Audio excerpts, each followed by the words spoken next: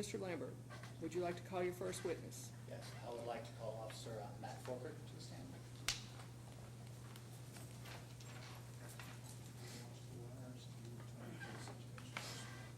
Do you solemnly swear or affirm that the testimony you will give here today will be true and correct to the best of your knowledge and belief? I do, Your Honor.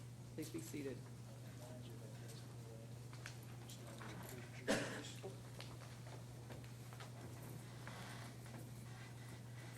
Officer, would you give your name to the court and to the jury? Matt Forker. Where are you employed? I'm currently employed with the Henderson Police Department. And what is your title? Officer. How long have you been with the Henderson Police Department? I've been with them right at 6 months. What was your employment before that? I worked for the Henderson County Sheriff's Office. On October 21st of 2018, were you at that time working for the Sheriff's Office? I was, sir. Okay. How long had you been at the Sheriff's Office? At that time, I had been with the Sheriff's Office for approximately 6 years. Before you started with the Sheriff's Office, were you sent to training anywhere when you went to be a deputy? I was. Okay. Could you describe that training? In 2008, I went to the Department of Criminal Justice Training Center, which is in Richmond, Kentucky. That's where all law enforcement officers outside of KSP, Louisville, Lexington, all officers go to this academy. That's where you're instructed in, over a period of 6 months, the workings of being a police officer, basically. Okay. And so you said that was in 2008? Yes, I started in November the 10th of 2008, graduated April the 10th of 2009. And what was your employment after April 2009? I worked for the Dawson Springs Police Department. And then how long did you work for them? Approximately 3.5 years. And then after There, I went to the Sheriff's Office. So you've been continually employed as a law enforcement officer of some sort for how long? Be going on 12 years this year. When you received this training at the DCJT training facility, at any point did that cover driving while impaired? Yes. Could you describe that training to the jury? There was I believe it was a week, we refer to it as DUI week, where we're instructed on field sobriety testing, the utilization of preliminary breath testing, utilization of the intoxilizer machine, and the laws that go along with DUI. Did any of this training involve how to observe impairment, how to determine? Yes, that went along with the standard field sobriety testing portion of the test. They actually brought in subjects that were intoxicated. They gave them set amounts of alcohol for testing purposes for the students. They brought them in. We actually went through field sobriety with different levels of intoxication based on each person that you conducted the test with.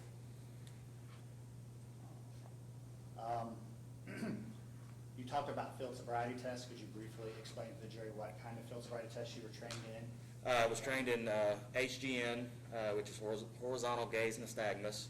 It's an involuntary movement of the eyes caused by the consumption of intoxicating substances. Most human bodies will not have horizontal gaze nystagmus unless they have consumed some type of intoxicating substance. There are exemptions to that. Some people do have a natural resting nystagmus, but it's very few and far between. Second test is the one-leg stand. It's a test conducted for balance as well as multiple tasks at the same time. Then the final test is the walk and turn, which is a series of 9 steps down, a series of small steps turning the subject around, and a series of 9 steps back. During the course of that, I'm looking for different clues such as inability to maintain balance without using their hands, missing steps. Each step is supposed to be a heel-to-toe step where you physically touch heel to toe. Any staggers, series of steps when they make their turn. We demonstrate the test prior to having the subject do the test, and we demonstrate how to conduct the turn.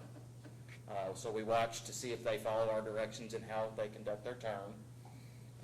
And we also watch to see if they maintain the starting position that we put them in prior to us explaining to and demonstrating the test.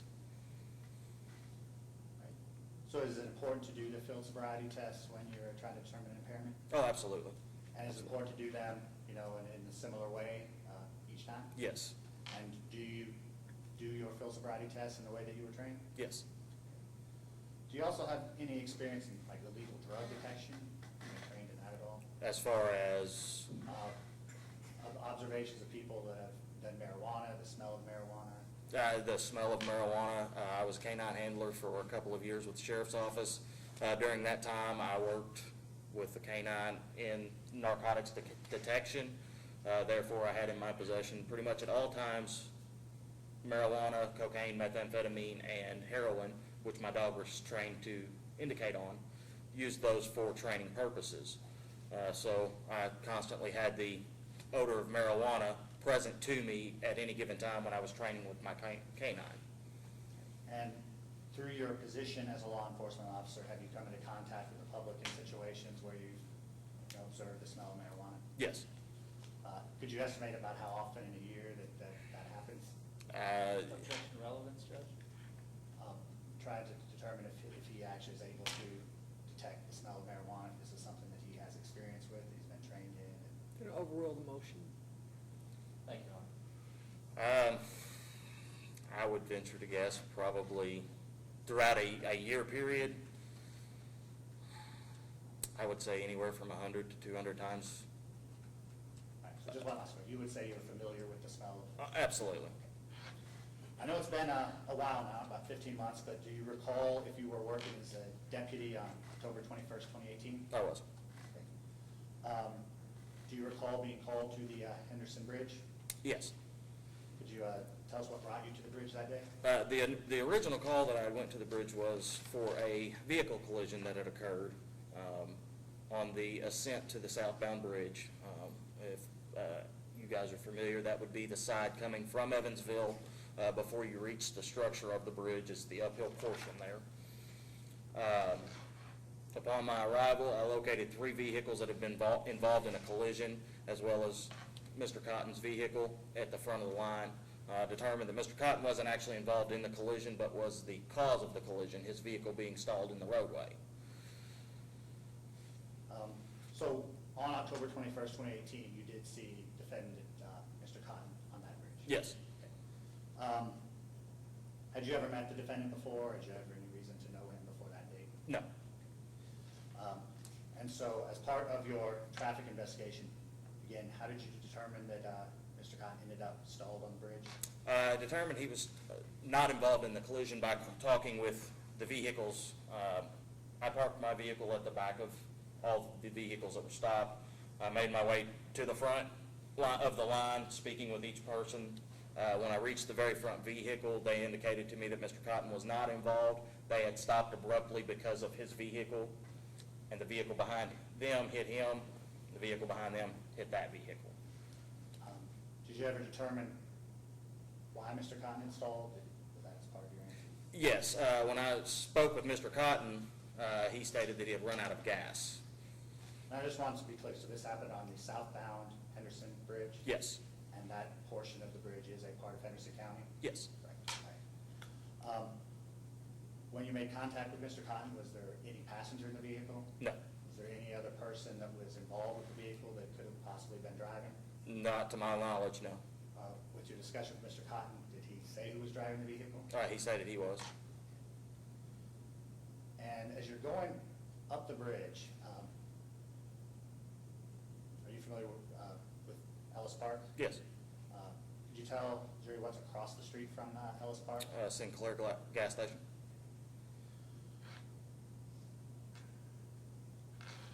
Once you had determined that Mr. Cotton had been driving that vehicle, did you have any occasion to ask him about his license? Yes, I asked if he had a license, which is common practice when we get out with vehicles. In the state of Kentucky, you're required to have a license with you at all times when operating a motor vehicle. It's something we do. We'll ask for ID from the driver. We'll check for driver status, make sure that you're not driving on a suspended license, you don't have any warrants or anything of that nature. So I did ask Mr. Cotton for a driver's license, yes. Could he produce produce one for you? No, he did not have his license with him. He did give me his name and date of birth, as well as, I believe, at some point gave me his social security number to locate a driver's license for him. At this point, were you able to make any observations about Mr. Cotton? At that point, no, when I obtained his license, it was actually during the course of my collision investigation. My initial interaction with Mr. Cotton directly was after the collision investigation. And then at some point, did you determine that this was an investigation of potential criminal activity? Yes, after I had cleared up the collision scene, I got all the vehicles moving again. I knew Mr. Cotton, I was gonna have to call a tow truck for him, so I left him be while I got the vehicles that were still drivable going. After that, I went to speak with Mr. Cotton, questioned him about his driver's license again, because we were unable to locate anything for him. When speaking with Mr. Cotton, I could smell the odor of marijuana coming from his person. And actually, I must back up. My initial contact, he was getting out of his vehicle, and I could smell the odor of marijuana coming from his vehicle as well. Then, fast forward to after the collision, speaking with Mr. Cotton, I could smell the odor coming from his person after he'd been outside of his vehicle for, I would venture to guess, without having the CAD sheet in front of me, probably 25 to 30 minutes of standing outside of his vehicle. I could still smell the odor of marijuana on his person. And at the point where you had finished with the traffic and came back, is that when it became a criminal Yes. investigation? So Yes. is that the point where you turned your body camera on? To explain the body camera situation, when I initially arrived to the bridge and activated my emergency equipment, the way the camera system is set up, the camera automatically kicks on. That includes the camera we wear on our bodies. I conducted my traffic investigation for the collision. When I realized that I was going to be carrying on a different investigation with Mr. Cotton, I stopped my body camera and restarted it. So the video that you're going to see actually picks up after my initial contact with Mr. Cotton. All right. So after this point, when you've made these observations, what would you do next? After speaking with Mr. Cotton, searched his vehicle. I found what we refer to as shake. It's leftover particles of marijuana inside the vehicle. Also found what we refer to as the guts of a Rillo. It's the tobacco from inside of a cigarillo. Located that in the vehicle. At that time, I conducted field sobriety on Mr. Cotton. Began with the horizontal gaze nystagmus test. Also, before we move on to those, could I ask you, the observations that you made that led you to then start the field sobriety test, were those observations consistent with your training for DUI detection? Yes. All right, so now move on to the field sobriety test. Okay. May we approach? Yes, you may.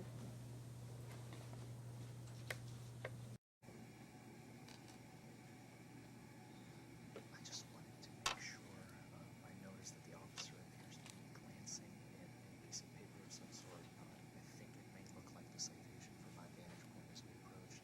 I would ask that he be refrained from referring to the citation, as is the court is well aware. He is permitted to refer to the citation if his memory is insufficient as to any certain facts, and the county is more than welcome to use it to refresh his recollection, but he cannot do anything, especially as to direct it to the jury. Citation.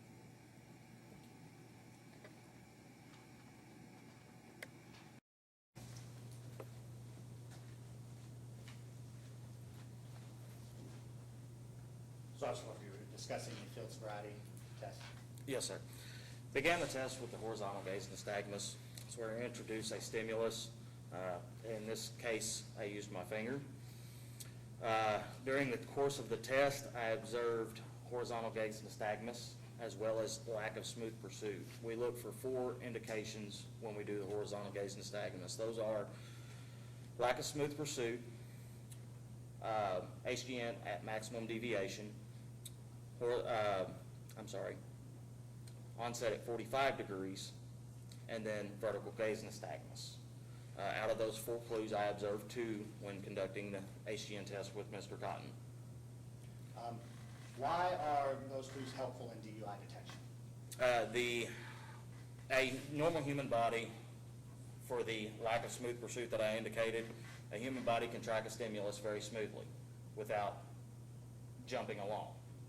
And somebody that's under the influence, typically when you watch their eyes will actually jump as they're trying to track the stimulus, whatever it may be. The horizontal gaze nystagmus, again, like I stated earlier, is an involuntary muscle motion in the eye that's influenced by intoxicants. And so just to sort of so you were trained on these procedures at the academy? Yes. And so you conduct these tests according to your training? Yes, And did you in fact administer tests to Mr. Cotton according to that training? I did. Right. And could you reiterate again for the jury which clues that you found? Lack of smooth pursuit and horizontal gaze nystagmus. After you completed the HGN test, what did you do next?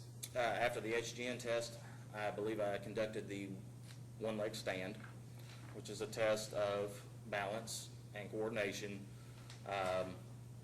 During the course of that test, Mr. Cotton was instructed to keep his hands to his side, stand with 1 foot elevated approximately 6 inches off the ground, toe pointed forward. You're going to look at your toe and count 1001, 1002, 1003. You're going to carry on to 1030 or until I instruct you to stop. Mr. Cotton was instructed to begin the test. When he was ready, he began the test. He was unable to maintain his balance. His hands were out to his sides. They weren't down along his side as instructed. Multiple times he put his foot down, was unable to maintain balance. And at one point throughout the test, he basically gave up on the test and then began again. After that test, I conducted... Could you summarize for the jury the basic concept of why that test is important? It's a balance test. It causes you to focus on your foot instead of being able to look around and maintain balance. You're focused on something. You've got to focus on your foot. You've got to focus on holding it approximately 6 inches off the ground. You've got to focus on counting 1001, 1002, using the 1000 count. So it's a multitasking test as well as a balance test. And did you say that you recited the instructions to Mr. Cotton before asking him to do the test? I did.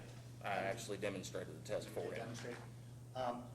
Judge, could we ask the witness to be allowed to exit the jury box to show the demonstration to the jury of the test? No objection, Your Honor. You may step down. So you're wanting the Yes, could you demonstration of the one-leg give the stand? demonstration of the Okay. one-legged stand? The one-leg stand I'm going to demonstrate as I would instruct a suspect to do, okay? I'm going to have you stand with your hands down to your sides. I want you to maintain that position until I instruct you to do otherwise. When I tell you to, or the time of your choosing, you're going to pick either foot.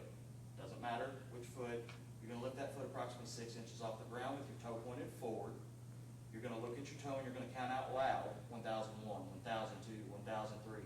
You're going to continue on to 1030 until I instruct you to stop. At that time, I would demonstrate the test. It's going to look like this: 1001, 1002, 1003, 1004, 1005, 1006. Do you want me to continue to 1030, or do you want me to stop where I The would stop? demonstration that you would stop. Okay. At that time, I would stop, and I would instruct the person to continue on to 1030 or until I instruct them to stop. Our test is conducted on a 30-second stop watch. You time it for 30 seconds, and you base the person's time against the time that you actually have. At that time, I would instruct, in this instance, Mr. Cotton, I instructed him, you can now begin the test. Thank you. And so I think you've mentioned this before, but was defendant Cotton able to complete that test? No, he was not. Did you observe clues of impairment? Multiple times he put his foot down. He was unable to balance without using his arms. What did you do next after the one-leg stand? After the one-leg stand, I conducted the walk and turn, which is the 9 heel-to-toe steps down, 9 heel-to-toe steps back. During that test, I observed first off, Mr. Cotton did not maintain the position that he was instructed to do so, which is part of the test itself. I instruct you in how to stand prior to the test. Then I give you other instructions on top of that to see if you maintain knowledge of what I instructed you to do in the beginning. He did not maintain that position. He had multiple missed heel-to-toe steps, as I described. He did not touch heel-to-toe. His turnaround was not conducted as instructed to do so. And then on the return, he also had multiple missteps. And can you summarize the basic concept of why this test is important for the jury, like what you're looking for? Looking for the missteps, the failure to follow instructions, when given multiple tasks, as well as the ability to perform the motor function to make the turn at the end of the 9 steps. And did you also recite the instructions for this test to Mr. Cotton like you did with the one-leg stand? I did, and demonstrated as well. Did demonstrate as well? Judge, could we have the officer come out of the box to demonstrate the way he demonstrated it for Mr. Cotton on that night? No Yeah. objection, Your Honor. Yes, please step down. For the walk and turn, I'm gonna go this way. The suspect is instructed to place the right foot in front of their left, their hands down to their side, and to maintain this position while I give them the further instructions as well as demonstrate the test. This is actually part of the test, because as you can tell, I'm standing here pretty normally, no problems. Somebody that's intoxicated, they're gonna have problems typically maintaining balance, doing this number as I'm showing you guys. So I place the person in this position, I give the instructions as to how they're going to conduct the test, and then I introduce the test. The test looks like this. You're going to take 9 heel-to-toe steps down, 9 heel-to-toe steps back. When you reach the beginning 9 steps, you're going to take a series of small steps to turn yourself around, and then take your 9 heel-to-toe steps back. I will demonstrate how that's done. 1, 2, 3. I stop at 3. It's for tactical reasons.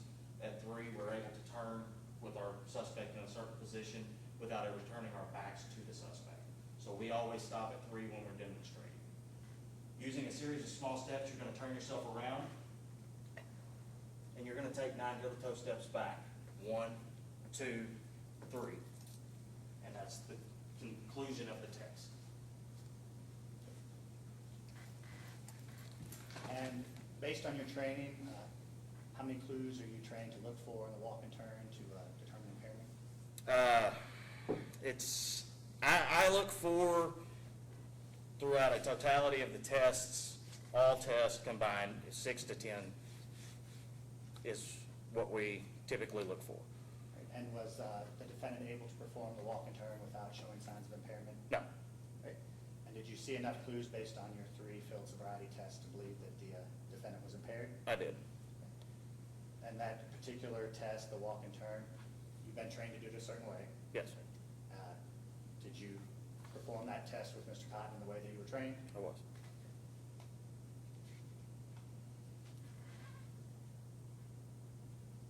In about a year, let's estimate a year's time, about how many stops would you say that you make that are, you suspect that there might be driving while impaired? Objection, relevance? For determining that he gives these tests and that he doesn't arrest every single person that he gives the test to. Motion overruled. Thank you, Your Honor. It would vary by year, but I would say, conservatively speaking, probably 100 to 150 times a year. And how many of those stops turn into field sobriety tests in your estimation? I would say maybe a third to a half of them. And of that third to a half, once you perform the field sobriety test, how many of those would you estimate lead to arrest? Maybe half. So you're telling the court and the jury that about half the time you ask suspects to perform the field sobriety test, it does not lead to arrest? Yeah. Okay. So what did you observe over the course of the totality of this night that led you to, well, did you arrest defendant Cotton after performing the field sobriety test? I did. So could you tell the jury, in your mind, what led you to make that arrest?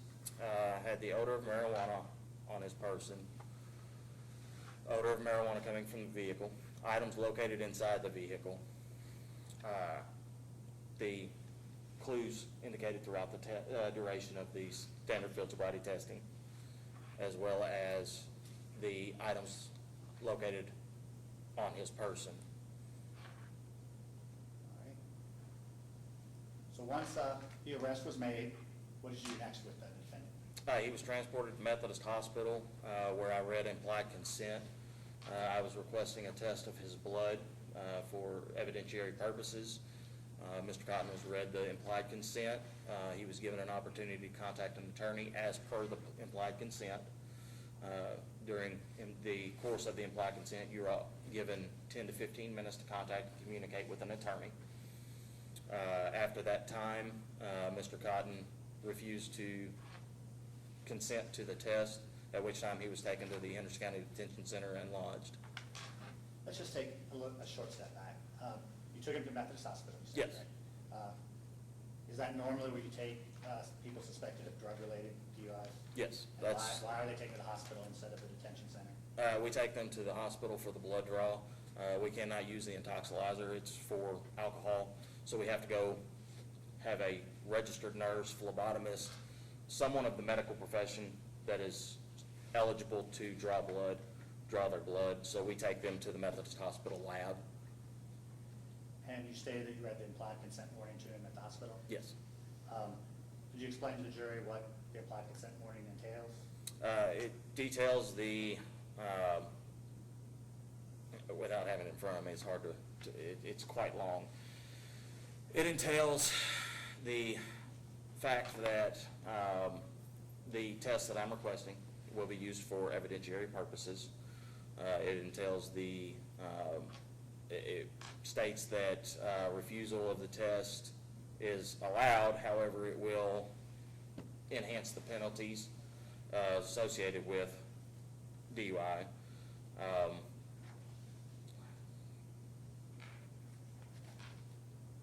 I can't recall.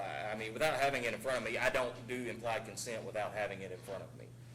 There's not an officer one that can memorize implied consent. It's 2 pages. So when you worked for the sheriff's office, there was a form for you to read on implied Yes. consent.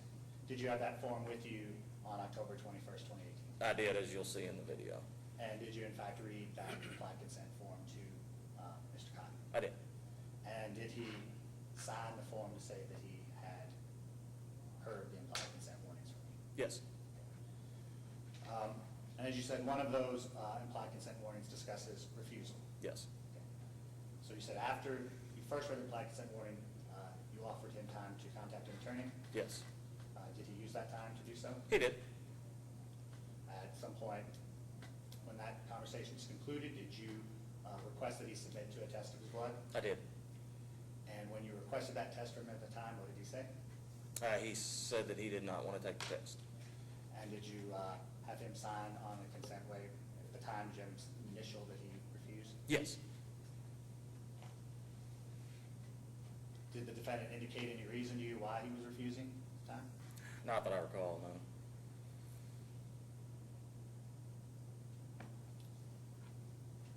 After defendant Cotton refused to submit to the blood sample, what happened next? He was transported to the detention center where he was lodged for the DUI charge. And at the detention, did that conclude your interactions with Yes. defendant Cotton? Your Honor, at this point, I would go into the video. Are we going to do that now? Mr. Forman? I have no objection unless the jury would like to break for lunch. That's my Well, only. now the lunch is not gonna be here till a little after 1, but does anyone need a break before it begins? A restroom break or anything like that? Okay. All right. All right, Can you all see the video? we're gonna have to- Yes, Your Honor, If you may.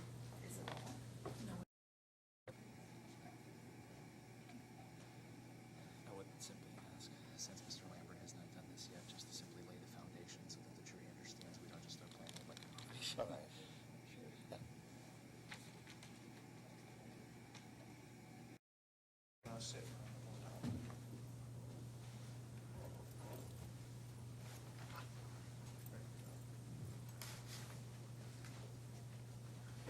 I will only interrupt you if it doesn't come on my screen here, so I can come around and see it too. She's not able to get it on your screen? No, we're gonna find out. Officer Forman, as you described earlier, did you have body camera activated during this interaction with Mr. Cotton? I did. At what point did you say that you activated it? After I conducted the collision investigation. And then did you download this body cam footage from October 21st, 2018? Yeah, it automatically downloads from the cars to the sheriff's office server. When you were asked to provide discovery in this case, did you provide that video that you downloaded to us? I did. Okay. Have you had a chance to review that video at any time in the recent past? I have. Okay. Did you find that that video was an accurate representation of your interactions with Mr. Cotton on October Yes, sir, it was. 21st of 2018? It was. Did the video appear altered or edited in any way? It did not. Your Honor, you need me to play a few seconds of the video for him to say that this is the video that I'm speaking of, or can we just? Yes, please, and you may step down, of course, to watch the video. Officer Becker. Want to turn the TV on until this time?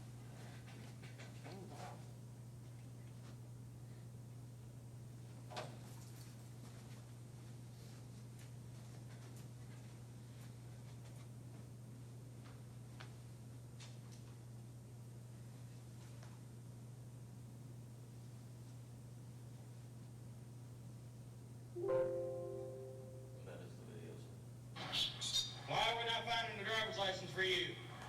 All right, so this is the video that you've reviewed. Yes, sir. Can we play the? I'm gonna give you one moment, please. We had a change of Okay. clerks, and the previous clerk was prepared. Ms. Vaught hadn't had an opportunity. I did not see it on this screen. I do not mind to step down, but I don't know if it's reading in. I have the HDMI plugged in here that should.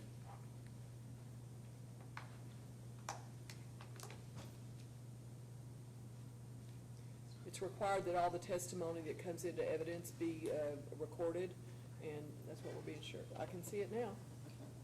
Okay. Do you have a driver's license? Yeah.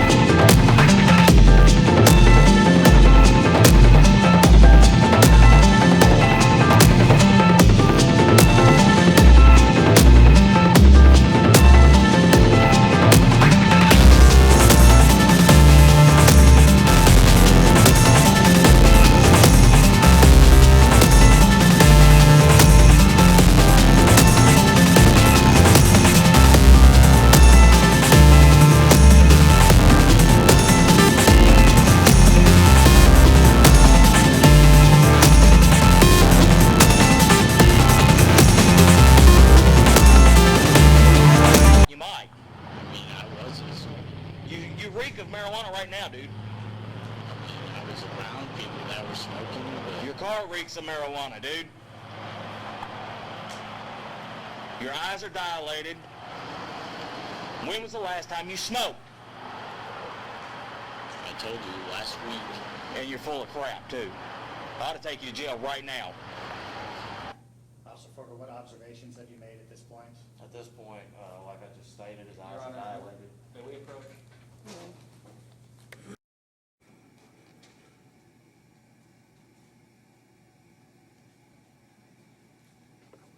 Ask that the Commonwealth refrain from having the officer commentate on the video while it's playing.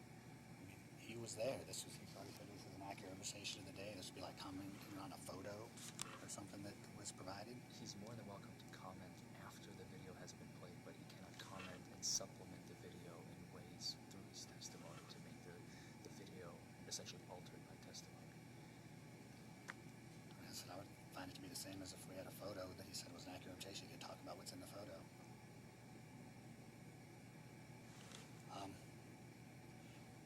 We can question. I'll play the video, and at the end I can go back through You can things play we saw. portions, like you can play a portion and then questions with respect to the portion that was just played. Which is when I was paused, asking the portion that was then after the next, the field sobriety test, asked about that portion. Okay, so as long as he doesn't commentate for the, during while the video was Right, playing. I would pause before asking a question. Okay, just want to make sure. That's fine. Thank you.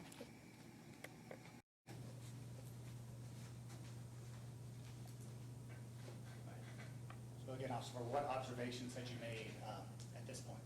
The odor of marijuana was present as well as the dilated pupils. And based on my discussion with the judge, I was going to say, we would ask you to refrain from commenting while the video is playing, only comment on questions when it's paused. Does that sound like fun? Well, then quit lying to me. I'm getting ready to search your car. Is there anything in the vehicle I need to know about? No, I haven't smoked marijuana in like a week. Well, we're going to find out in a minute. Step right back out of the front bumper of my car. You care to keep an eye on him, Wade?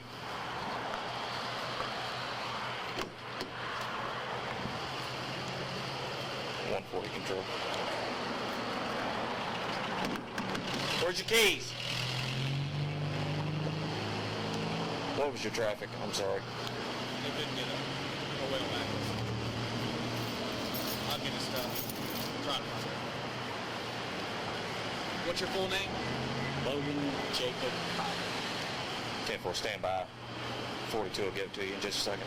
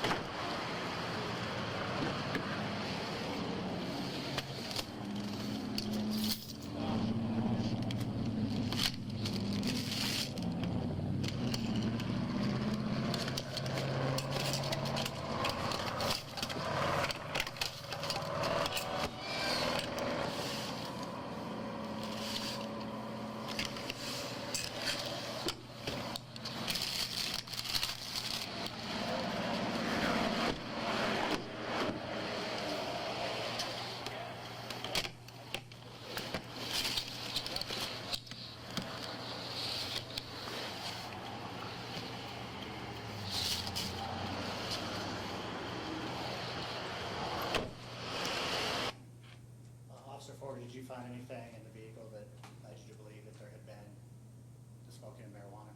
As I stated earlier, I saw shake in the floorboard. Like I said, that's basically when they roll, it falls out, it's leftovers, it's too small for them to really take the time to pick up. And then as well as the innard of a Rillo. Okay. And why would the innard of a cigarillo be a clue to you? Cigarillos are typically what are used to roll marijuana into cigarettes, or what are referred to as blunts. We'll continue.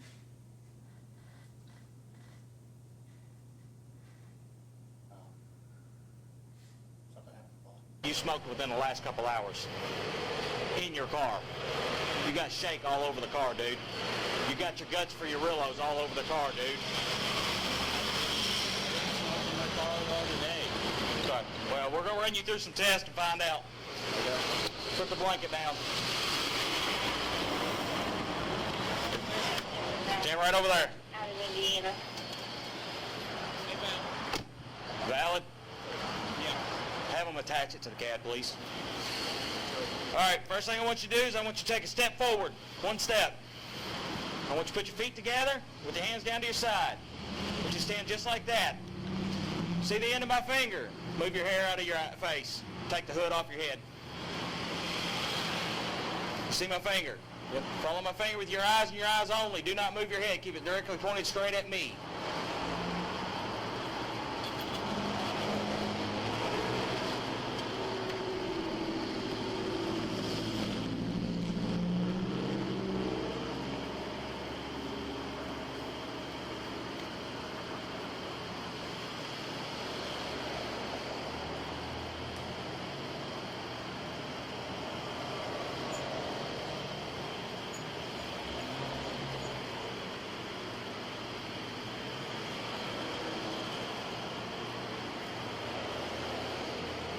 Don't turn your head. Keep it pointed straight at me. Quit turning your head. Keep it pointed straight at me.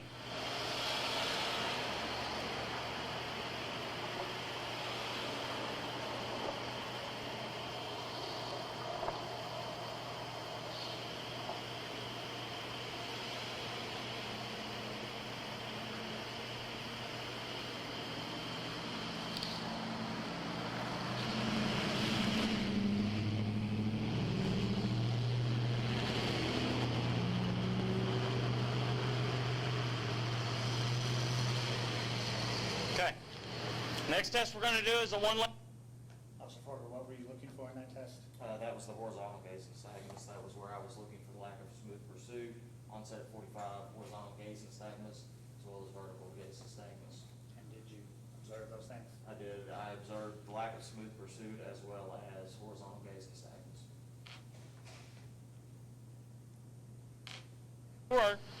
Turn back like you were. Do not move from that position until I tell you to move from that position. Put your feet together with your hands down to your side. Do you have any issues with balance or your knees that would prevent you from standing on one leg? In my left leg, it's kind of hard for me to stand up. Okay, well then you can use your other leg, okay? I'm going to demonstrate the test. This is what you're going to do. You're going to stand with your hands down to your side, your feet touching. You're going to lift 1 foot of your choosing off the ground approximately 6 inches. You're going to keep your toe pointed forward, and you're going to count out loud. 1001, 1002, 1003. You're going to continue on to 1030, or until I tell you to stop. This is what the test is going to look like. 1001, 1002, 1003, 1004, 1005, 1006. You're going to continue on to 1030 or until I tell you to stop. You're going to look at your toe the whole time you're counting out loud. Do you understand the instructions? Okay. When I tell you to begin, you can begin the test.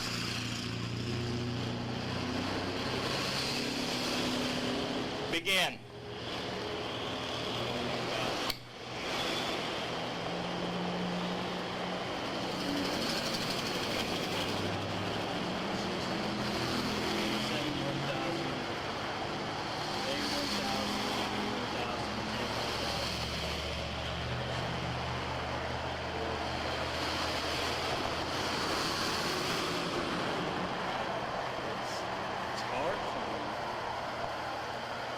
Okay, stop. All right, the next test we're going to do. Officer Forker, did you observe any clues of impairment during the one-leg stand? As you saw there, Mr. Cotton continually kept setting his foot down. He had his hands out to the side, stepped down along his sides as instructed to do. He put his foot down as if he was giving up on the test. Then he began the test again. Several clues. Steps forward, 9 heel toe steps back. I'm going to demonstrate how it's conducted. The first thing I want you to do is I want you to place your right foot in front of your left with your heel touching your toe, just like so. I want you to take this position with your hands down to your side. assume this position, and I want you to maintain that position until I tell you to begin, okay? This is what the test is going to look like. You're going to take 9 heel-toe steps down. Using a series of small steps, you're going to turn yourself around and take 9 heel-toe steps back. Okay, it's going to look like this. 1, 2, 3. You're going to continue to 9. Once you reach 9, you're going to keep your front foot planted and take a series of small steps and turn yourself around. You're going to begin again. 1, 2, 3. Continue on to 9 until you're back at your beginning position. Do you understand the instructions as I've given them to you? Yes, sir. You may begin the test when you're ready.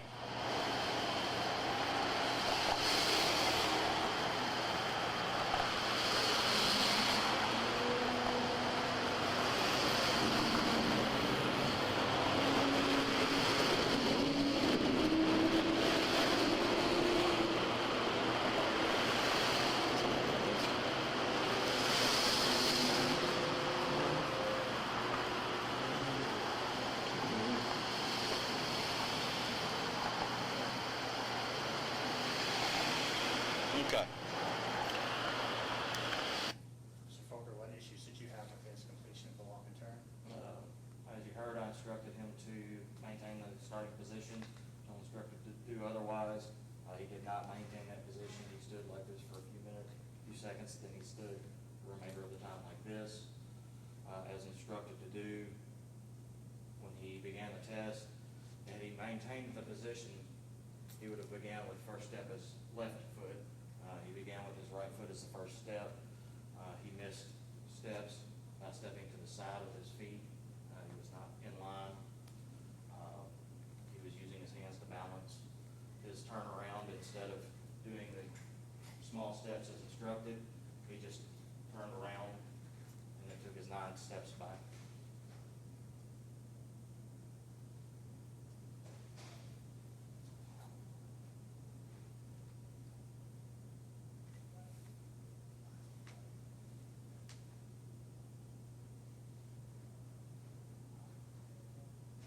Last body number. Did you do anything with the, 140 control. Anything on you we need to know about? No. Go ahead, show me 1015 1 mil and start me next on list this location, please.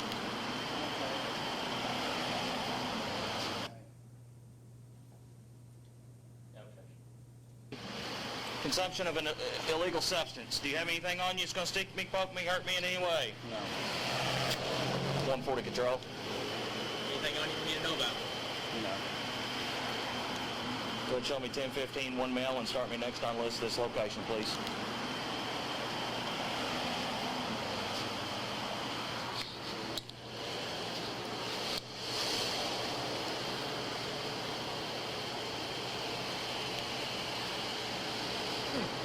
Oh, there it is. Oh, there it is. Officer Folker, just for the record, could you identify what that was that you found in his pocket at that point? That was Mr. Cotton's driver's license. And was it the same driver's license he had earlier said he didn't know where it was at? Yes.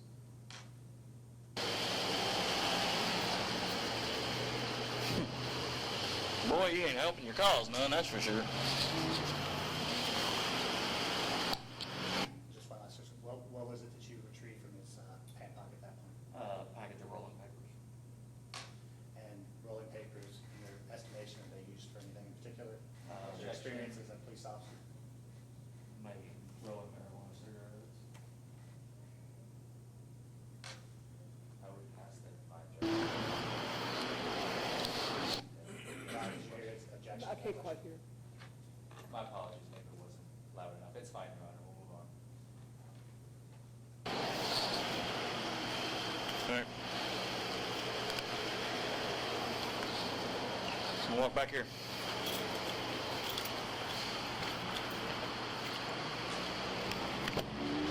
Have a seat.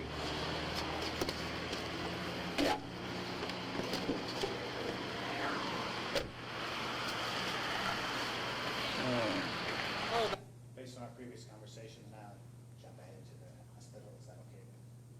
No objection, Your Honor.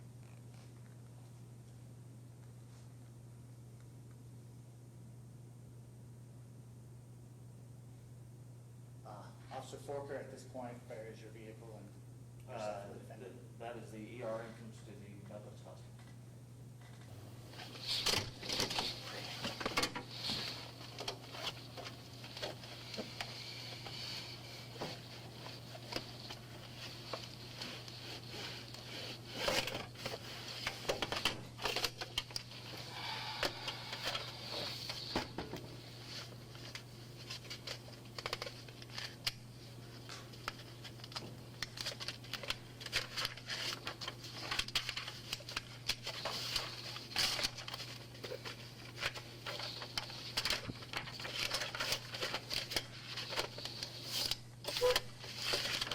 Whoops.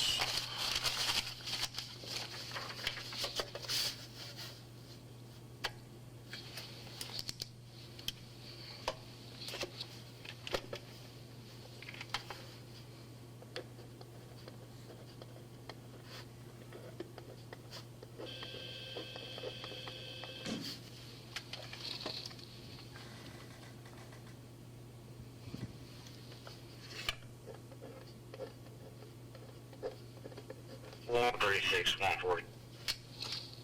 Go ahead.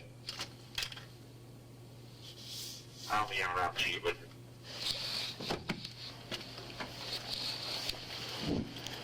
I'm clear.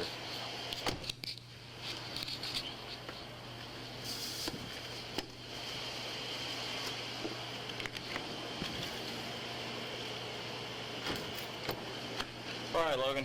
I'm gonna read this to you real quick. I will be requesting that you submit to a test of your breath, blood, or urine, or any combination of these tests. If you refuse to submit to any test which I request, the fact of your refusal may be used against you in court as evidence of your violation of KRS 189A.010, DUI, and will result in revocation of your driver's license. If you refuse to submit to the test and are subsequently convicted of KRS 189A.010, subsection 1, your refusal will subject you to a mandatory minimum jail sentence, which is twice as long as the mandatory minimum jail sentence that would be imposed if you submit to all requested tests. Also, if you refuse to submit to the test, your license will be suspended by the court at the time of your arraignment, and you will be unable to obtain an ignition interlock license during the suspension period. If you take the test, the results of the test may be used against you in court as evidence of your violation of KRS 189A.010, subsection 1, and although your license will be suspended, you may be eligible immediately for ignition interlock license, allowing you to drive during the period of suspension. And if you are convicted, you will receive a credit toward any other ignition interlock requirement arising from this arrest. If you first submit to the requested alcohol and substance test, you have the right to have a test or test of your blood performed by a physician, registered nurse, phlebotomist, medical technician, or medical technologist not otherwise prohibited by law of your choosing within a reasonable time of your arrest at your expense. Do you acknowledge that the implied consent warning was read to you? Yes. Okay, you have at least 10 minutes, but not more than 15 minutes to attempt to communicate with an attorney. Do you wish to attempt to contact an attorney at this time? I can get a hold of one, Do you have one on call? possibly. Well, I'll give you your phone. You're more than welcome to try. Time is 19:45 hours.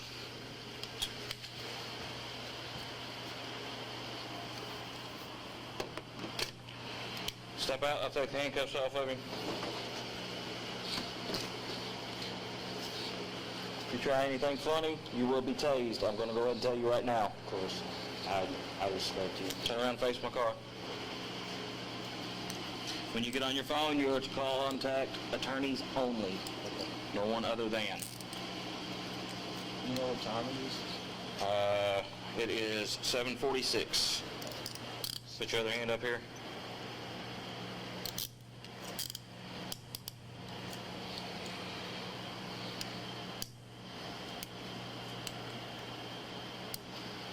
There's your phone. Have a seat.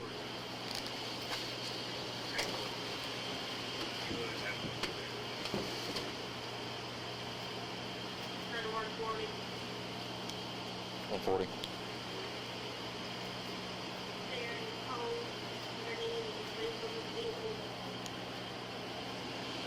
That's negative.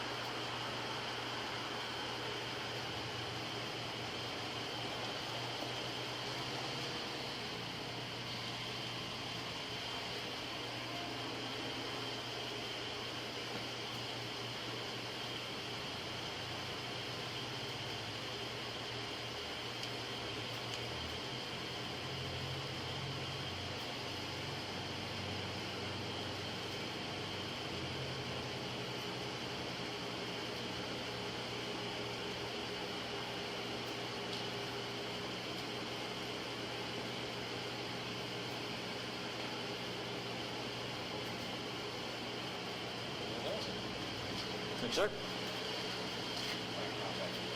Yep.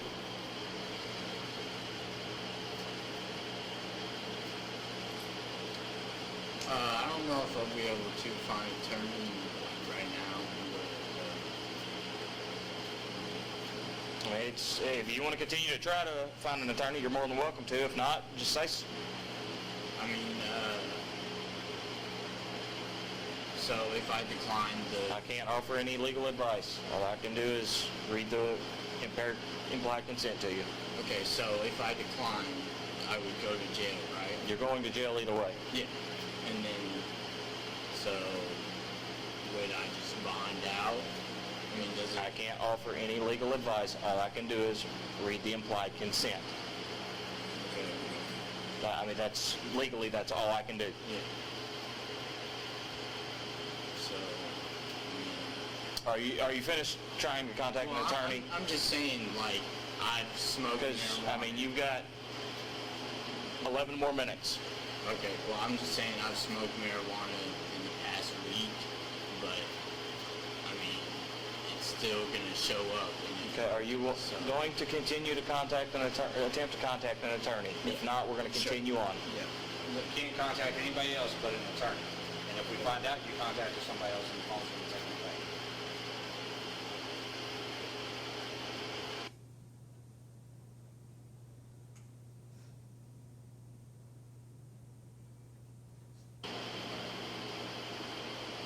I'm sorry. 8 minutes. Your Honor, do we need to tell the jury why that was skipped? There was an agreement we had. If we may approach.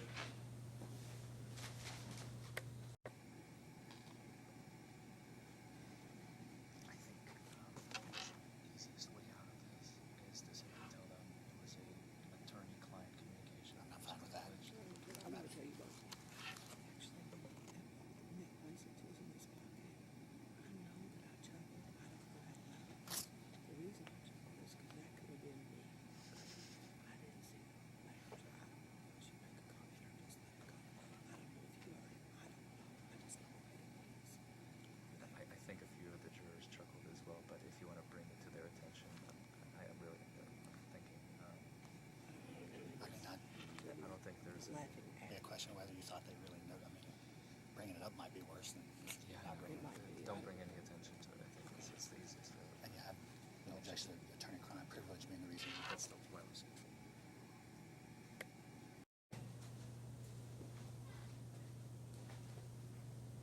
Mr. Lambert. Were you gonna tell them why?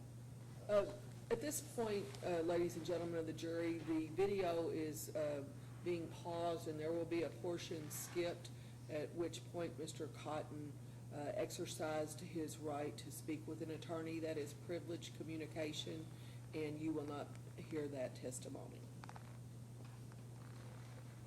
Oh, that evidence.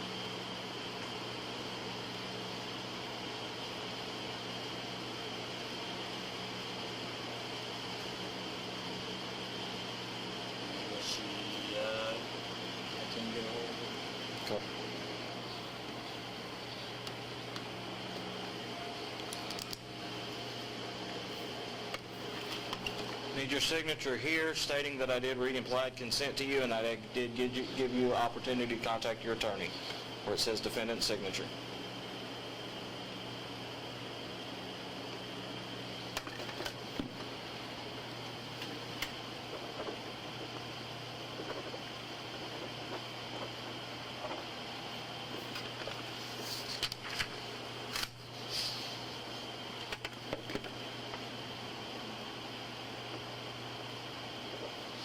Is there any way I can make another call real quick, or, If it's to an attorney, yes.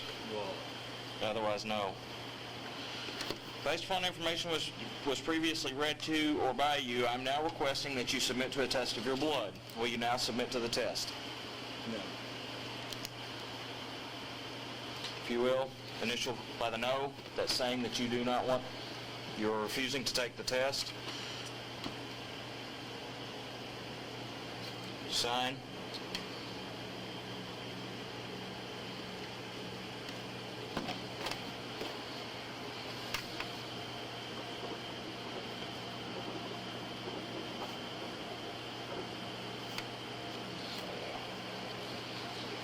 Go ahead and slide back in. Give me your phone.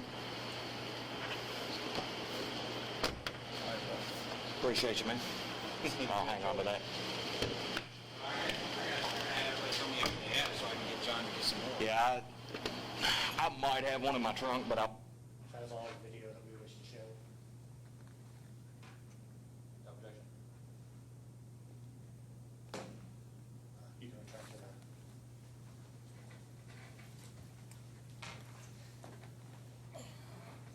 So at the point that we stopped the video, your interaction with Mr. Cotton, after that, what did that entail? Transport to the jail. He's gotten out at the jail, taken into the booking area where he was handed over to the jail staff. I have no further questions for Officer Forman. Mr. Forman? So are we just going to proceed right through, Your Honor? Yes, sir. Understood. If I may have one of the bailiffs assist me in moving the podium, if we could, move the podium closer to, well, first we need to readjust the voice.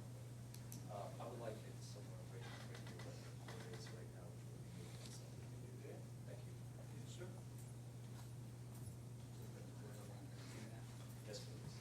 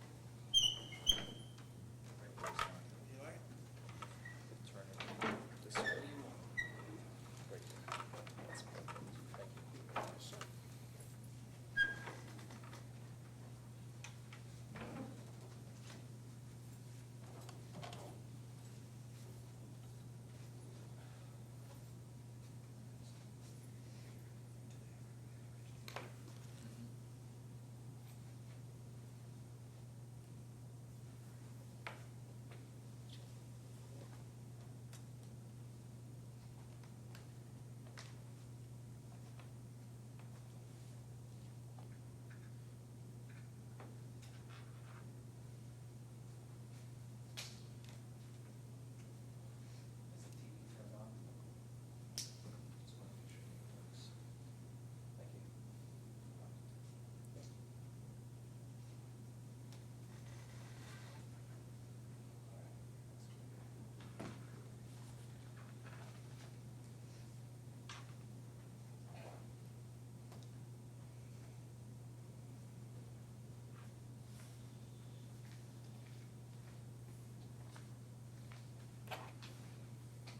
Sorry about that, folks.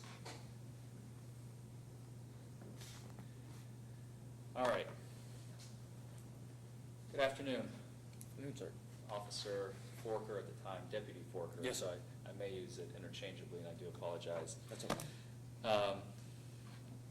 So, we have gotten a lot of testimony, and I just want to make sure that we clarify we're all on the same page as to what has indeed happened with Mr. Cotton. On on the evening of October 21st, 2018. You said that at the time you were employed by Henderson County Sheriffs, correct? Yes. And before that, you had a canine unit you were a part of. Yes. You did not have a canine on scene at the time where you interacted with Mr. Cotton. No, I did not.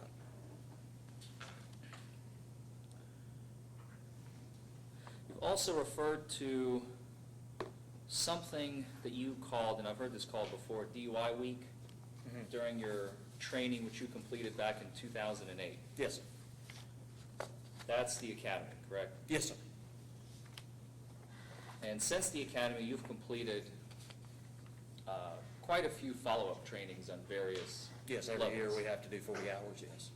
40 hours, you have some additional 8 hours here, 16 hours there, over the course of your, Yeah, throughout the year, each different year is different mandatory training put out by the academy, and those are typically 4, 8, or 12-hour, maybe 16-hour classes. And then some of the 40-hour classes are actually broke down into maybe like 2 classes where you'll have a 16-hour class, and then the following 3 days, the 24 hours will be the remainder of your 40 hours. okay. And you're aware that there is a specific 40-hour course for a DUI standardized field sobriety testing refresher that you can take at your option as a law enforcement officer? Yes, And during those 12 years that you've been on the force, you have chosen not to take a refresher course on the DUI standardized field sobriety testing, which is promulgated by the National Highway Traffic and Safety Administration. okay. Is that correct? I don't choose my own services. They're chosen for me. You have never completed a refresher DUI training course. Is that an accurate statement? That is an accurate statement, yes. Okay.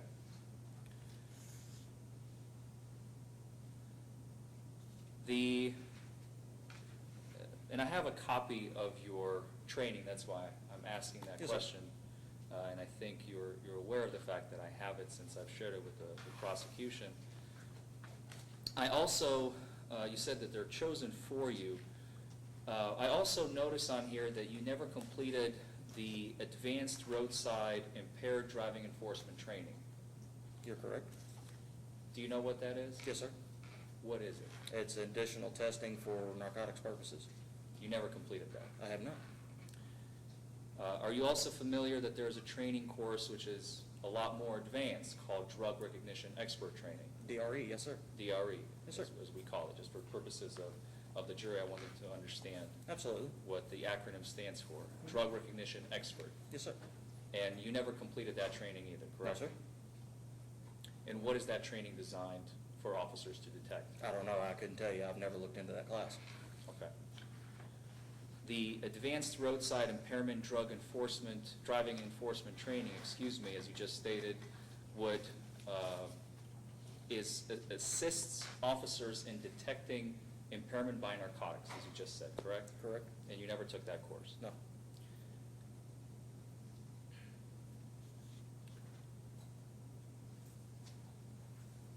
Now I may come back to this in a little bit, but I just want to jump forward to what we saw in the video. You stated that when you searched Mr. Cotton's vehicle, you found what you called shake. Yes, sir. And what you called Rillo guts. Yes. Which is tobacco. Yes. You stated that you have not found any marijuana. Other than the shake. Right. Correct. No marijuana in a baggie or a container or anything No. like that. As we saw in the video, you asked Mr. Cotton at one point for him to give you his social security number. Yes, sir. You remember that? Yes, sir. Because at that time, he told you he does not know where his license is, so you were trying to make sure that he's a valid driver, Correct. that the vehicle is probably registered either to him or is registered at some point, right? I was trying to verify his driver's license. Yes, sir. Driver's license. Yes, sir. Okay. And he gave you a social security number. Correct. Right? Correct. He gave you clear answers. Yes, sir. He didn't have any issues in remembering the numbers, if you will. No, sir. As we saw. No, sir. He didn't slur his speech when he was giving you the answers. No, sir. And you never wrote in your citation, I believe, either, that you detected any slurred speech at any point, period. No, sir. Correct? You're correct. You've stated on direct, we saw in the video as well, that Mr. Cotton stated that he smoked a week ago. Yes. He said that about at least 3 times by my count on video. Does that sound You're fair? probably correct, yeah. I didn't count them while we were watching the video, but you Is may that be a fair correct. statement? Yeah, he did make that statement. He told you that he did not smoke any marijuana today, Correct. referring to October 21st, 2018, of course. Correct. You never saw Mr. Cotton operate his motor vehicle. You're correct. When you came on scene, his vehicle was already disabled on the side of the road. Again, you're On the correct. bridge. Yes, sir. You've administered a 3-test, well, hold on, let me back up. You've indicated on direct that during your academy training, was it in Richmond? Yes, sir. You went to Richmond? Yes. In 2008, at some point in 2008, I won't make you remember what month it was. November 10th to... Well, that's when you graduated, but I mean, No, that's when I started. Would you remember, or I'm sorry, when you started, would you remember when you completed your DUI training, the DUI week? Let's see, count in breaks. It would have been probably around February, if I'm correct, if I February. recall correctly. 2009? Yes, sir. So February 2009, and you stated, and this is typical because I've taken the certification myself for field sobriety testing, you deal with dosed people who are dosed with Yes. alcohol. Yes. Various amounts of alcohol. Sometimes they will include a Sober person. placebo, a Yes. sober person, right? And it is your job to administer the field sobriety test, determine their That is- impairment, and then you have like a little sheet that you fill out as to you approximate what their That is BAC correct. might be. Yes. The clues you administer, the walk and turn, the one-leg stand, the horizontal gaze nystagmus, which is the follow my finger test, the vertical gaze, again, follow my finger. Yes, sir. And you notate all of those on your notes. Correct. And you have to do that for every subject as you go around the room. Correct. And this is for people dosed with alcohol. Correct. You've never done that for people dosed with marijuana. No, sir.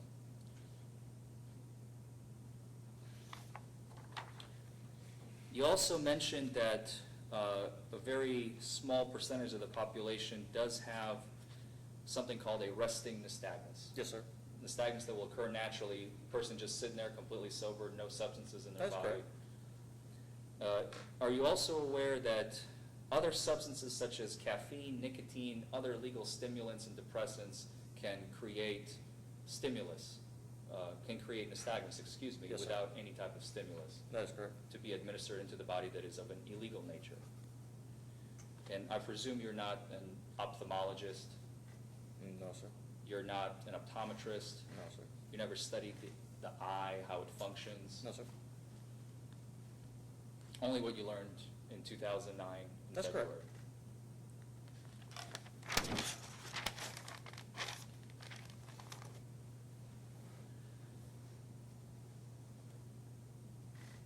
You stated that Mr. Cotton had an odor of marijuana coming from him and from his vehicle. Correct.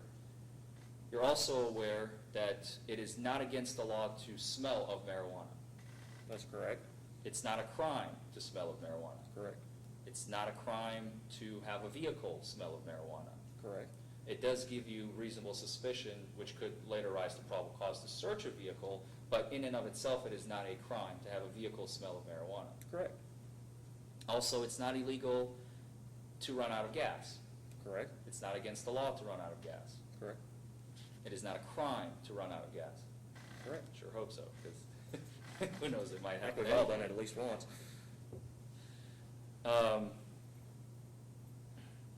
So let's talk about what's called the 3-test battery, as you were trained. Do you remember that phrase? Yes, sir. The 3-test battery, as you testified, is the horizontal gaze nystagmus, Correct. which is the follow my finger, Yes, sir. Sometimes it is supplemented with a vertical gaze nystagmus, which you did administer to Mr. Cotton on the Yes, sir. on the date of his arrest. The walk and turn, Correct? and the one-leg stand. Correct. Those are the 3 tests. Yes. And they're designed, as we discussed, to determine alcohol impairment during your training, correct? Correct. There's also an additional test from the Advanced Roadside Impaired Driving Enforcement Training that you discussed that you are aware exists but don't know the specifics of. Are you aware that there's a test called the lack of convergence test? I am aware of that. That is a test, it tests the ability or inability of a person's eyes to converge or cross as the person attempts to focus on the stimulus as it's pushed towards their bridge of their nose. Does that ring a bell? Yes, I mean, I'm familiar with it, but I'm not trained or certified to conduct it. So if a person is under the influence of marijuana, do you know what their eyes would do if you're administered the lack of convergence test? No, sir, I'm not trained or certified to conduct that test. If you were, hypothetically, to administer that test to Mr. Cotton, it would have assisted you in determining his impairment. Objection. I mean, it's a hypothetical. He's already said that he's not going to know the answer because he didn't do the training. He's asking to have conjecture. I'll rephrase the question, Your Honor. Thank you. You could have radioed another officer who is trained on the lack of convergence test to come in and administer the test to Mr. Cotton, correct? There was nobody trained at that point in time on shift. In the entire department. There was only 2 or 3 of us, and there's only 2 of us in the entire department that are trained in A-RIDE. And you couldn't radio a neighboring department to help you out? assist Nobody in your with the Henderson investigation? Police Department is A-RIDE certified, and those are the only 2 agencies that were available at that time. Are you aware that there's an additional test called the modified Lambert test? I've heard of it, but I don't know anything about it. That's also part of the advanced roadside Again, training. I've heard of it, but I don't know anything about it. Are you aware that it's also a test to help in the determining of impairment for marijuana? Yes. And again, you did not radio any officer to help and assist who may be trained with that test to Mr. Cotton to verify whether or not he is impaired by marijuana, correct? As I stated, there was nobody available that was A-RIDE certified.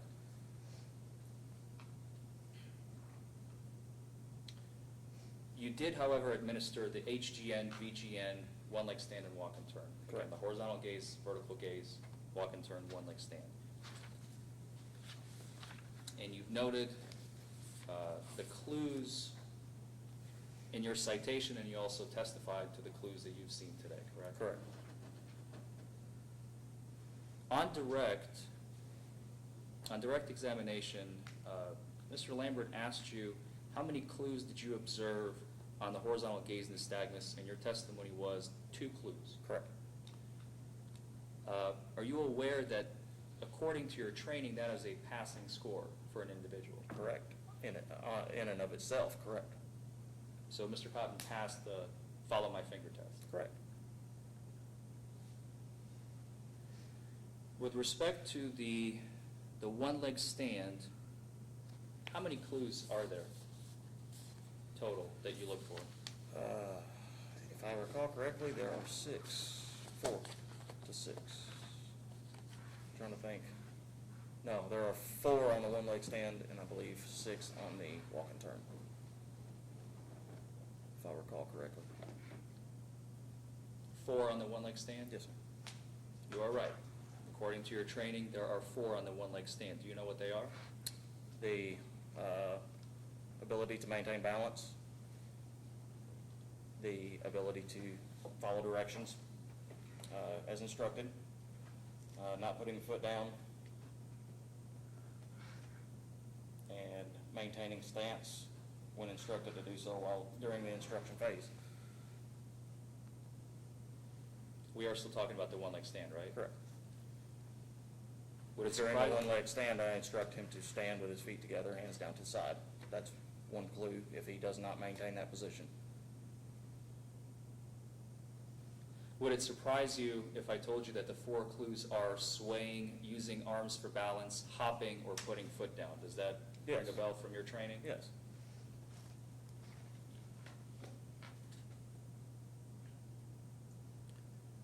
as to the walk and turn, you said there are 6 clues. I believe that's correct, yes. Would it surprise you to find out that there are actually 8 clues No, it would not. that you were trained under back in 2009?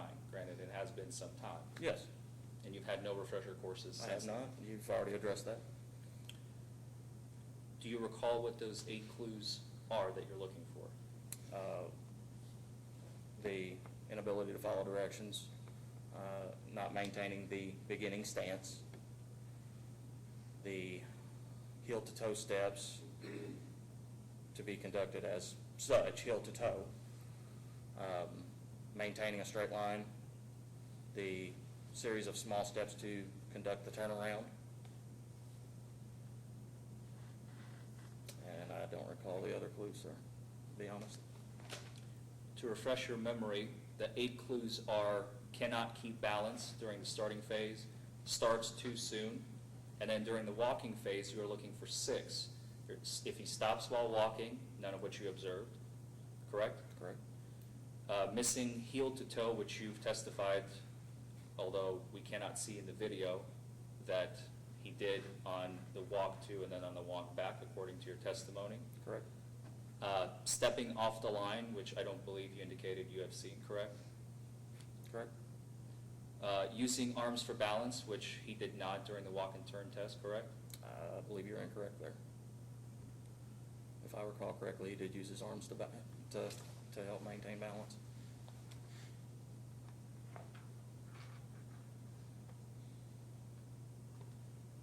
You stated he made an improper turn, Correct. which is clue number 7. And then the last clue is taking the wrong number of steps, which he did not. He completed the full 18, 9, 2, and 9 back, correct? Correct. For both of these tests, you indicated cannot follow directions as one of the clues. That is not one of the clues that you were taught back in the academy. That's true, correct? So, you've got the paper in front of you, sir, correct?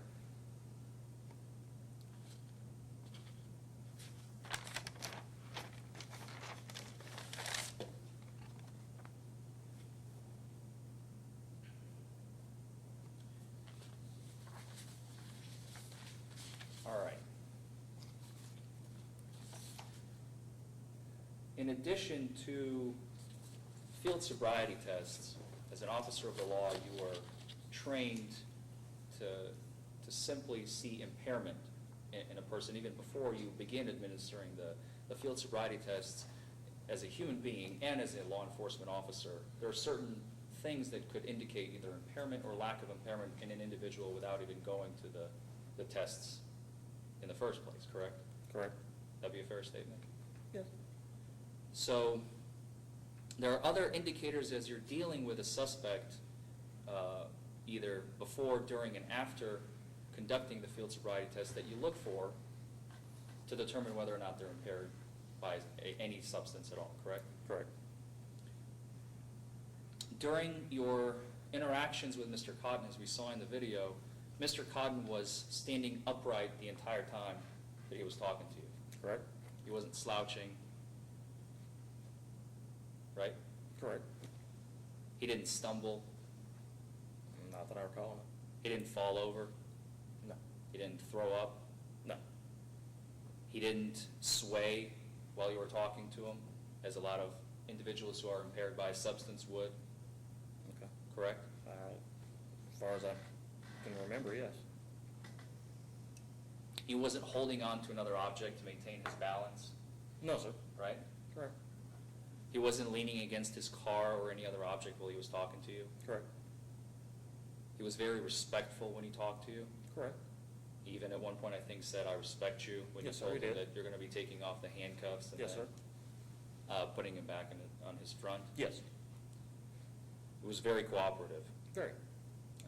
Especially when he told him that he's being placed under arrest. He put his arms behind his back. He did. He didn't Never- resist. Absolutely not. He didn't try to run off. No. He didn't cuss you out. No.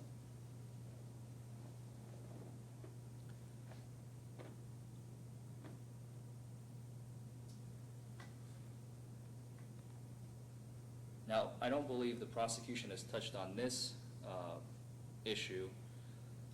On the way to the hospital, you have 2 cameras. in your cruiser, don't you? Correct, yes. You have one that's. You'll have to let me remember which car I was in. I'm sorry, I'm sorry. You have your body camera? I apologize, this is Yes. my mistake. You have, some cruisers have two Yeah, cameras. we You know have what I'm multiple talking about. cameras in Yeah. different cars, yes. You have your body camera. Correct. And in this case, you also had a cruiser rear camera that is facing the suspect if they're in custody. Correct. Did you have a chance to review that portion of the video? I did not. Before coming here today? Did not. But you knew that it was recording? Yes. And that it was tendered both to the prosecution and to the defense? Yeah. And it does have audio capability as well, it's not just video? It should, yes. And on the way to the hospital, do you recall that, before you even got to the hospital, which is the portion that we have seen, Mr. Cotton has asked you if he could refuse the blood draw?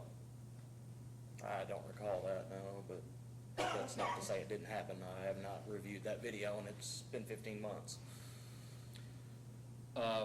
Do you remember him telling you that he doesn't do well with needles? I don't recall that. He may have made that statement again. Like I said, it's 15 months ago, and I have not reviewed that video. Would it refresh your recollection if we played that video for you here today? Sure Counsel, it would you would. approach, please?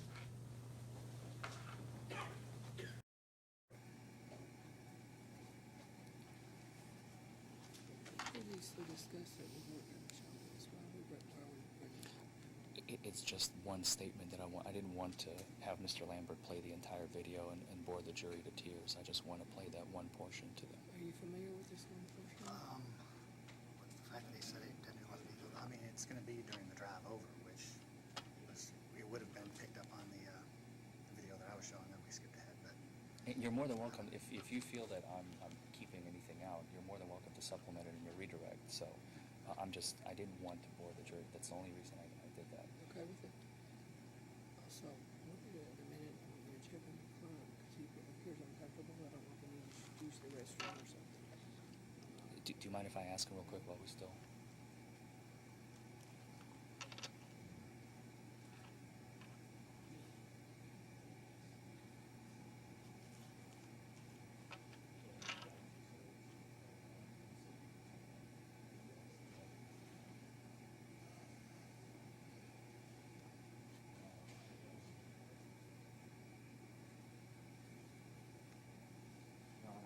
If you could explain to the jury, I completely forgot about this. He does have some back problems, and he's going to stand up periodically just to kind of alleviate the pressure. He doesn't need to use the restroom, but if you could, I'll take a pause from my cross-examination so you can address that issue. Thank you. Ladies and gentlemen of the jury, I have a box on the bench here, and when there is discussion that is not yet to be advised to the jury, that's why I pushed that button. Also, please know that Mr. Cotton, yes. I mean, say that he's going to need to stand periodically, if you say that it's back issues, I mean, that's bringing Yeah. something to the jury about him having issues with his balance and stuff, that if he wants to come on the stand and say later, he can, but at this point, it hasn't come to evidence that this, I'll leave up to the discretion of the court. Okay.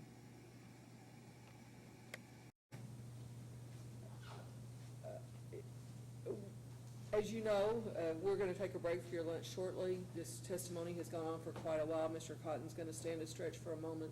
If you need to stand for a stretch before Mr. Forman continues to show the video to which he was referencing, you are welcome to stand for just a moment yourselves. And you got water when you coughed, Dr. Cameron Moore? I'm sorry? You got water, are you okay from your coughing? Okay, we'll continue. I didn't mean to turn it off, excuse me. So before we took that short pause, I was asking you, and you're more than welcome to stand up and see to verify that this is indeed the video from that night of Mr. Cotton's arrest, and it appears that Mr. Cotton is seated in the back seat. Do you see that, sir? That does appear to be correct.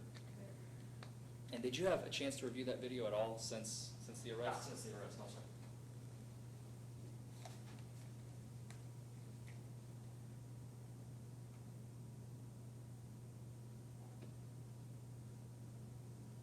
I'm hoping there should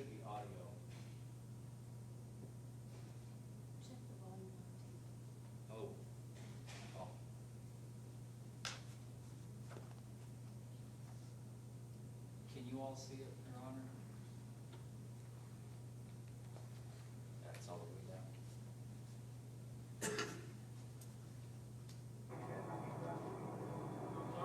Can I decline to the blood draw?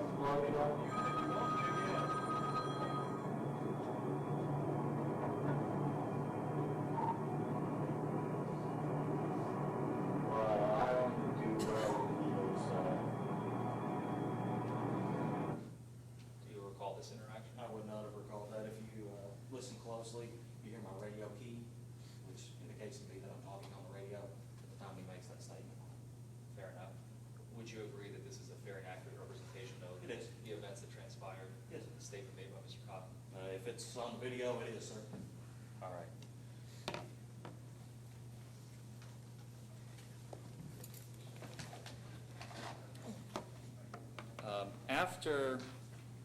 Actually, I'm sorry, I'm going to have you stand for one. I only have a couple more questions, and there's one more video. I apologize.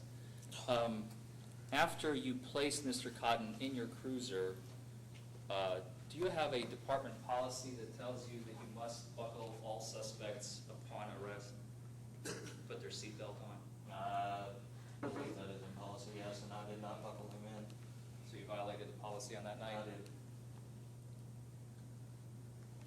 And were you aware that Mr. Cotton attempted to buckle himself up and he successfully did so while handcuffed?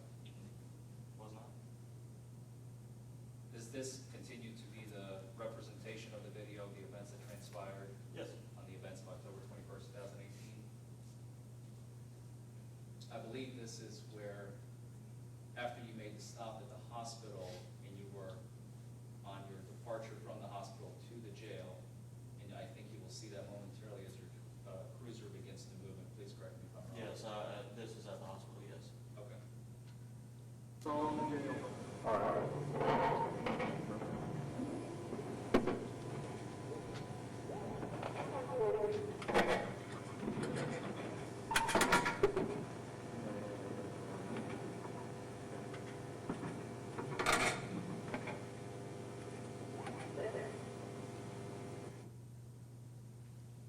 Does that appear to be a fair and accurate representation of what Mr. Cotton did on the night of October 21st, 2018? Yes, sir.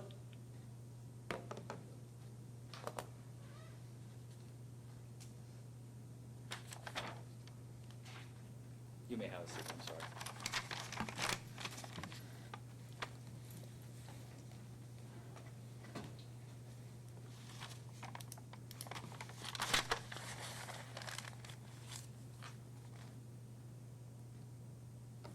I have no further questions, Your Honor. Thank you, Mr. Forman. Mr. Lambert, do you have any redirect?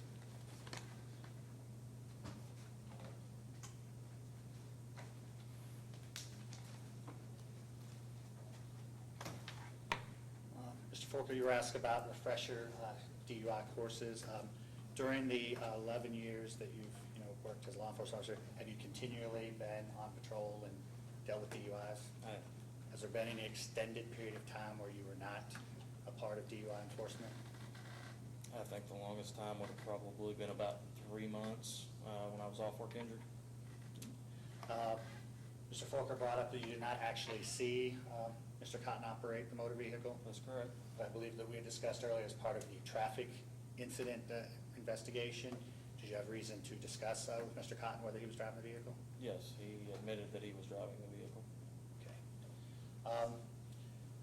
Mr. Forker mentioned that Mr. Forman mentioned there's something called arresting nystagmus. You admitted that that's something that you'd heard of, Yes. right? Did you arrest Mr. Cotton for DUI based solely on the nystagmus? No. You mentioned that the smell of marijuana isn't illegal.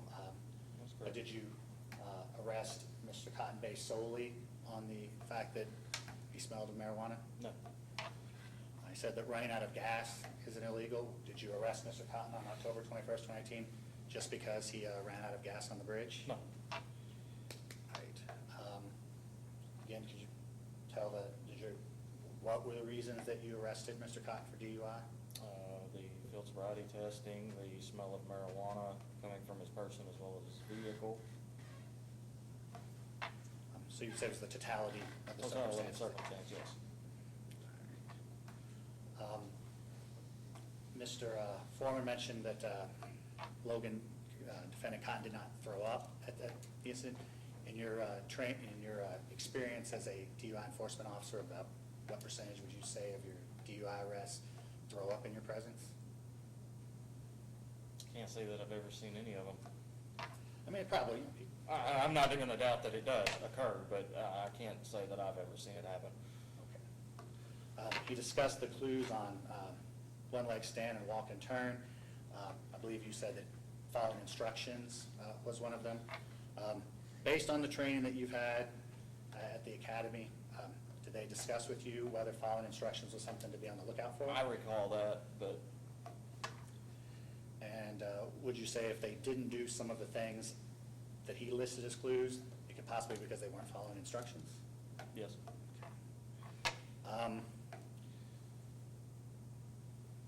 Did you testify that you did not hear him say anything about being scared of needles?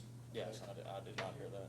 And if you had heard it, is there anything in your training with the sheriff's department to where if he's scared of needles that you don't ask for the blood test? No, we still conduct business as usual. If you believe that the DUI is because of a drug-related as opposed to alcohol, what is your standard thing to request? Blood. Okay. And you admitted that you failed to buckle him into the That's correct. cruiser at one point? Yes, sir. This was after you had made the arrest, correct? Correct. Was there anything about whether he had his buckle on or not, which would have affected your decision to determine whether he was impaired and arrest him for DUI? No, sir.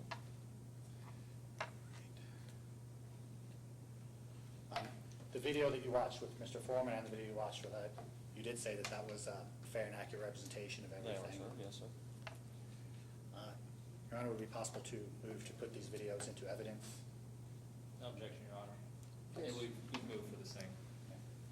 Motion to stay. No further questions for Officer Forman? No follow-up, Your Honor. Thank you. You may step down. Thank you, Your Officer Honor. Porter.